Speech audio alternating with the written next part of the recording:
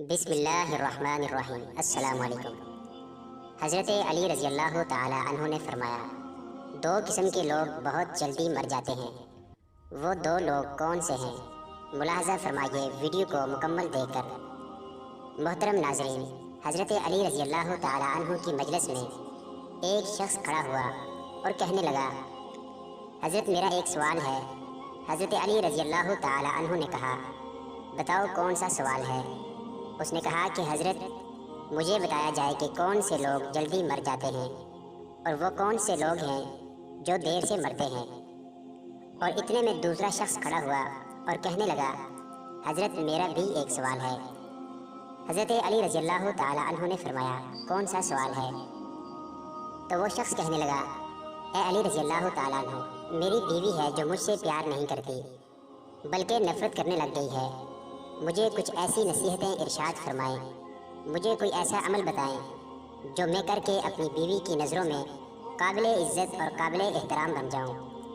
حضرت علی رضی اللہ تعالی عنہ نے ارشاد فرمایا، اس پہلے والے شخص کو مخاطب کر کے جس شخص نے کہا تھا کہ حضرت وہ کون سے لوگ ہیں جو جلدی مر جاتے ہیں اور وہ کون سے لوگ ہیں جو دیر سے مرتے ہیں، کہ دو قسم کے لوگ ہیں جو جلدی مر جاتے ہیں۔ پہلا، وہ لوگ جو غصہ کرتے ہیں۔ حضرت علی رضی اللہ تعالی عنہ نے ارشاد فرمایا، غصہ کرنے والے لوگ دیگر لوگوں کی نسبت سے جلدی مر جاتے ہیں۔ ناظرین، ہمارے معاشرے میں یہ بیماری بھی بہت زیادہ پھیلی ہوئی ہے۔ ہر بندہ غصے میں بڑھتا ہوا نظر آتا ہے۔ غصہ کرنے والا شخص نہ اللہ تعالیٰ کو پسند ہے، نہ ہی اللہ تعالیٰ کے رسول صلی اللہ علیہ وسلم کو پسند ہے، اور نہ ہی اللہ تعالیٰ کی مخلوق کو پسند ہے۔ غصہ کرنے والا شخص اس جلتی ہوئی لکڑی کی مانند ہے جو دوسروں کو جلانے سے خود جلتی ہے۔ غصہ کرنے والا شخص بے خوابی کا شکار بنا رہتا ہے۔ غصہ کرنے والے شخص کو نیند نہیں آتی۔ غصہ کرنے والا شخص نیند سے محروم رہتا ہے۔ غصہ کرنے والا شخص سکون سے محروم رہتا ہے۔ غصہ کرنے والا چین سے محروم، قرار سے محروم ہو جاتا ہے۔ غصہ کرنے والا شخص پھیپھڑوں اور دل کا مریض بن جاتا ہے، تو اس لیے یہ شخص جلدی مر جاتا ہے۔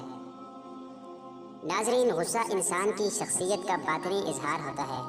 جب انسان کے مزاج کے خلاف کوئی بات ہو جائے تو اس ناپسندیدہ عمل کے رد عمل میں کیے جانے والے اظہار کو غصہ کہتے ہیں۔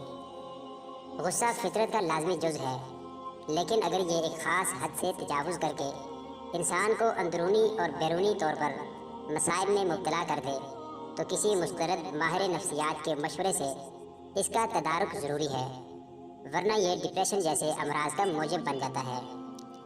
علامات: غصہ کرنے والے شخص کو ہائی بلڈ پریشر، چہرے کا سرخ ہو جانا، دل کی دھڑکن کا تیز ہونا، تیز سانس لینا وغیرہ۔ ایک شخص نبی کریم صلی اللہ علیہ وسلم سے سوال کرتا ہے، یا رسول اللہ صلی اللہ علیہ وسلم، وہ کون سا عمل ہے جو مجھے اللہ تعالیٰ کے غضب سے محفوظ رکھے گا؟ آپ صلی اللہ علیہ وآلہ وسلم نے فرمایا، تم غصہ نہ کیا کرو، اللہ تعالیٰ بھی تم پر غصہ نہ ہوگا۔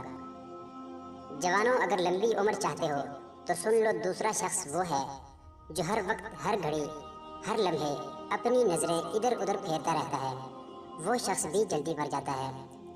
جو شخص دنیاوی لذتوں کے پیچھے بھاگتا رہتا ہے، جو بندہ دنیاوی خواہشات کے پیچھے بھاگتا ہے، موت اس کے پیچھے بھاگتی ہے۔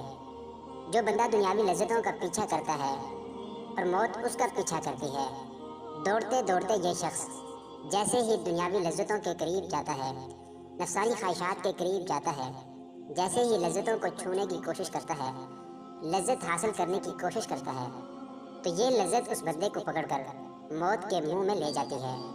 لہذا اس طرح کے لوگ بھی جلدی ہی مر جاتے ہیں۔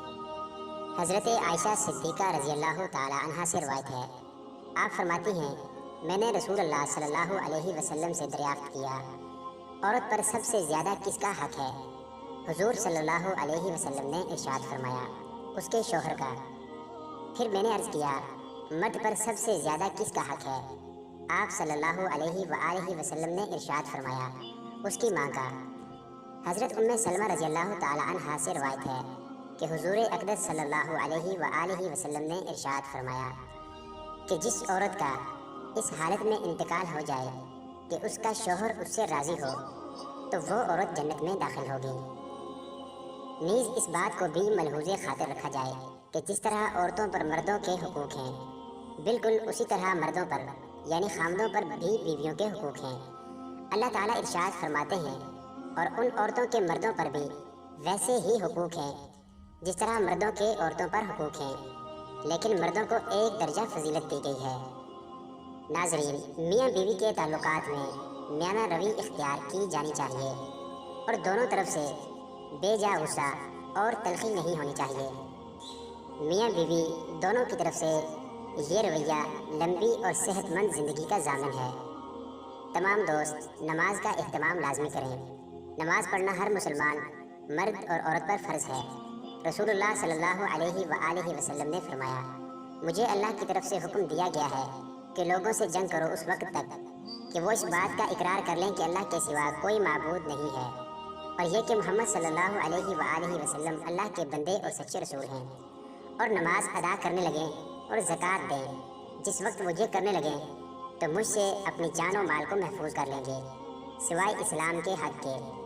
رہا ان کے دل کا حال تو ان کا حساب اللہ کے ذمے ہے۔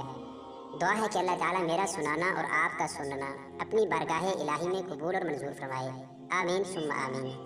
تمام دوست احباب کمنٹ میں اللہ تعالیٰ کے 99 ناموں میں سے ایک نام ضرور لکھیں۔ شکریہ۔